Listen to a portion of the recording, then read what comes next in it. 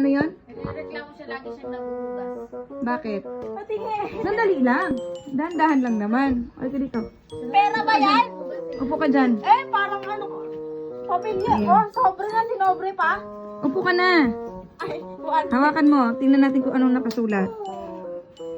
Hana, dahil ikaw na lang ang laging naghuhugas ng plato, tanggapin mo itong munting reward namin para sa iyo.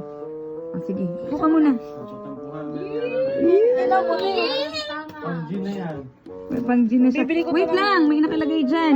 Pang G na yan. Ada? May nakasulat mo na, basahin mo. Gano'n.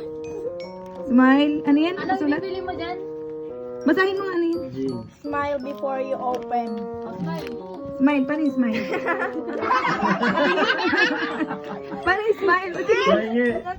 Saka ano, diba? Dali lang. Hindi ka namin ibigyan ni kuya mo ng baon nung nakaraan. Pambili mo ng Ayan. Ito, pambili mo ng... 20 luma! Ano ba? 1,000. Ano? 1,000. Wala kami 1,000 ba? Ayaw mo ba nun? Ano na yan? Antique na yan ngayon ba? Ante, tanga. Gusto Itago mo? mo yan Oo. mga 10 years, mataas na yung value niyan. Bahala kayo Malaki ba yun sa akin? Oh, Sige na piso ba? yun sa akin? Kunin mo yun. Maglalak na lang ako doon. Sigurado bang pera. Saan? Ako na. Maglalak? Sasabukan.